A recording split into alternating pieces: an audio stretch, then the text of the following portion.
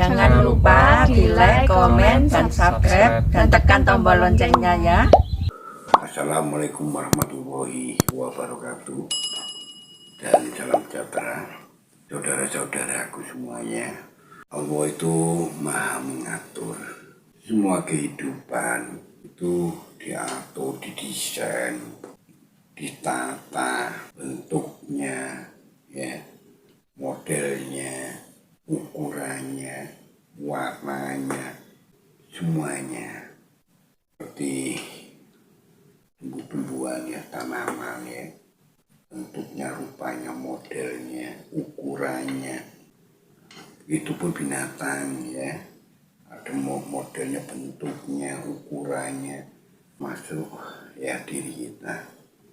Awake dhewe rupane, bentuke, modeli, ukurannya, besare, kecile, ditata mata kita di mana, jarak penglihatan kita seberapa jauhnya, batas jauhnya itu, terus pendengaran kita, terus hidung ya, tempatnya, berapa banyak udara yang harus kita hirup dalam sekian detiknya, kita hirup yang kita hembuskan, tangan ya, jari-jari ya untuk bisa memegang ya, bahkan kaki kita melangkah ini kaki yang mana, yang pertama, semuanya sama kan ya, kaki yang kanan, terus bentuknya jantung ya, posisinya, tempatnya, ukurannya, tekanan darah berapa per, sudahlah semuanya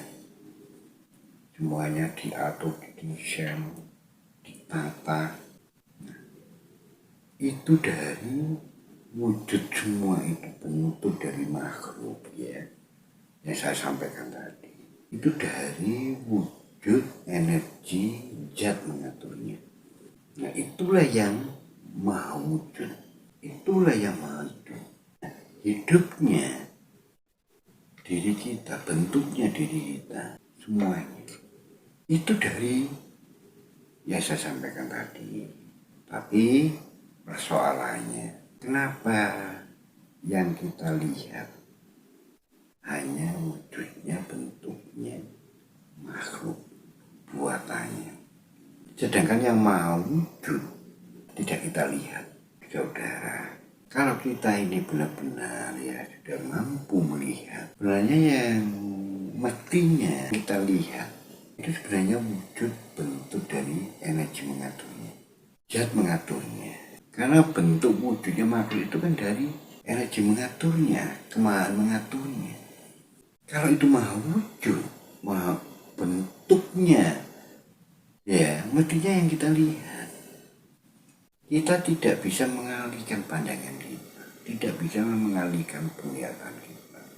Setiap apa yang jadi penglihatan kita, tiap mata memandang, mata melihat, sebenarnya yang pertama dan selalu yang kita dalam pandangan dan penglihatan kita sebenarnya adalah wujud dan bentuknya, energi atau zat mengaturnya itu.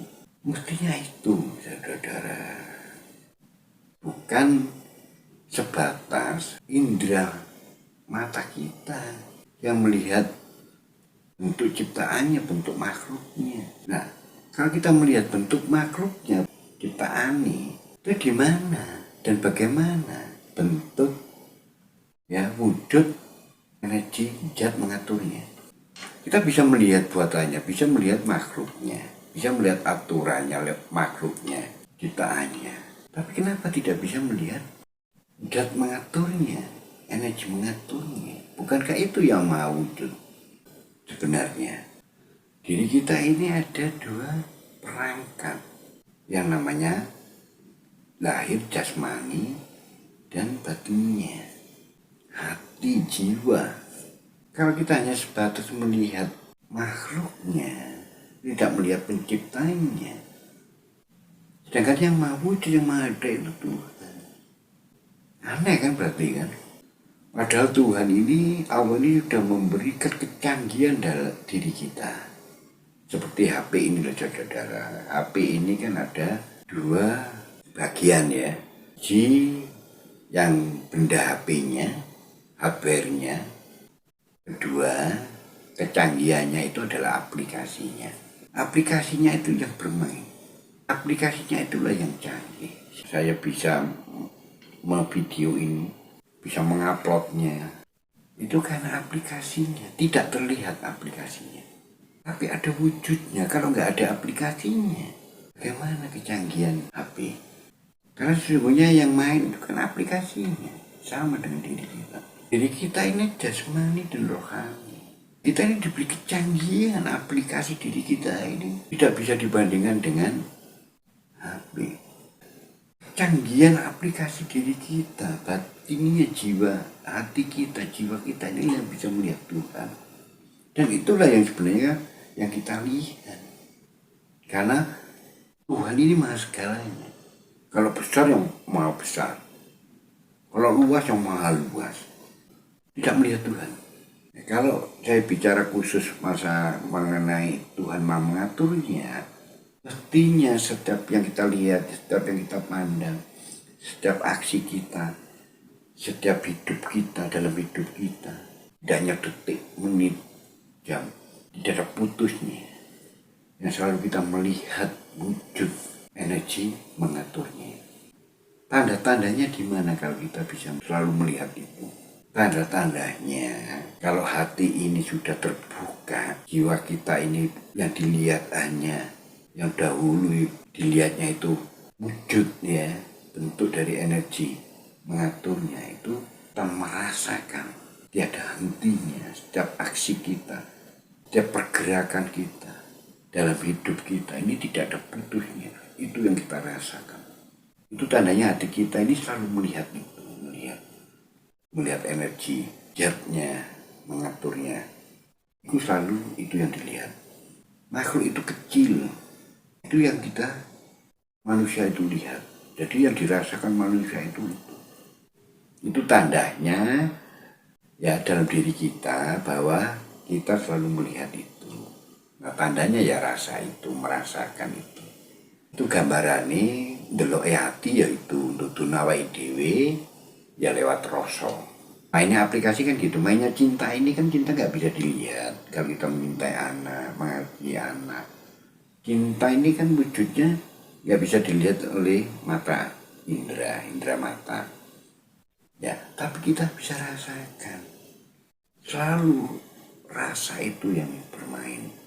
Kita mencintai anak merasakan, tidak berlaku jarak. Dimanapun anak kita ya berada, selalu cinta ini nyambung, memainkan. Yaitu kita merasakan yang tidak pernah putus. Tapi kalau nggak ada cinta di dalam diri kita, nggak ada wujudnya, ibaratnya nggak ada barangnya, itu bagaimana kita merasakan cinta. Nah ketika cinta ini bermain terus menerus, nah itu tandanya memberitahu kita bahwa itu bermain, tandanya mainnya cinta kita yang merasakan. Karena Tuhan aplikasi kita begitu, gaib kita begitu, kecanggihan diri kita begitu. Nah kita membutuhkan kecanggihan kita, makanya Tuhan membuat kecanggihan kita.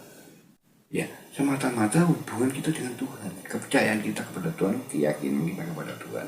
Dengan keyakinan kepercayaan kita kepada Tuhan itu karena Tuhan mau wujud ya benar-benar kita bisa melihatnya. Ya melalui media yang sudah dirancang oleh Allah, sudah disiapkan oleh Allah ya hati kita, jiwa kita. Tapi kalau kita tidak merasakan itu, tidak hentinya merasakan itu, selalu merasakan itu, berarti kita ini, hati kita ini terhijab, tertutup. Sehingga kita bicara Tuhan, mengakui Tuhan, mengimani Tuhan, meyakini Tuhan, tapi tidak pernah bisa melihatnya, tidak bisa merasakannya. Ya. Loh, kenapa kita bisa merasakan di dalam diri kita? Ya karena yang bermain sebenarnya kan saya sampaikan tadi, adanya wujudnya makhluk ini kan karena wujudnya mengaturnya, wujud energi mengaturnya, zatnya mengaturnya, makanya adanya wujud kita. Ya bentuknya diri kita, bentuknya organ, bentuknya seluruh yang ada dalam diri kita. Nah kalau aksinya ini hidup, bermain, beraksi, ya otomatis kembali lagi kepada asalnya. Akhirnya kita merasakan yang energi ketuhanannya. Karena asalnya dari situ. Adanya bentuknya diri kita ya karena bentuknya atau wujudnya Tuhan. Itulah yang dikatakan Tuhan itu dekat. Ya dekatnya karena diri kita ini aturannya, energi aturannya. Di luar diri kita nanti kita diaturnya. Nah diri kita ini sudah membawa aturannya, sudah membawa energi aturannya, zat aturannya kok. Ya nggak kemana-mana. Yang bermain ya aturannya, energi aturannya, zat aturannya. Yang bermain setiap gerakan kita, aksi kita, perbuatan kita, hidup kita. Itulah yang dikatakan Tuhan Maha mengatur. Dimulai dari mana? Ya, dimulai adanya diri kita. Setiap hari yang bergerak, yang bernapas, yang beraksi, yang berbuat, yang melihat, yang mendengar, bekerjanya hati kita, jantung kita, paru-paru kita, ya nggak kemana-mana.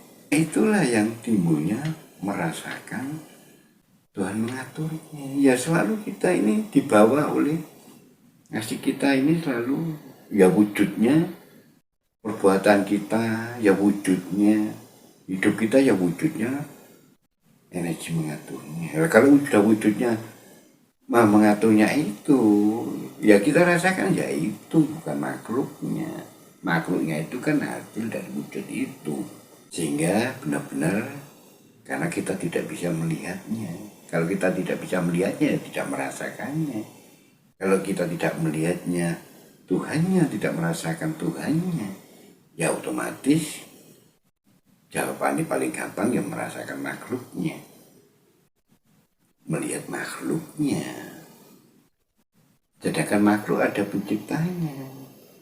Ya makhluk wujud dari wujudnya Tuhan. Loh kok wujudnya Tuhan yang tidak dirasakan, yang tidak dilihat, yang tidak tahu wujudnya, tidak tahu bentuknya. Kan aneh. Nah itulah saudara-saudara, hakikatnya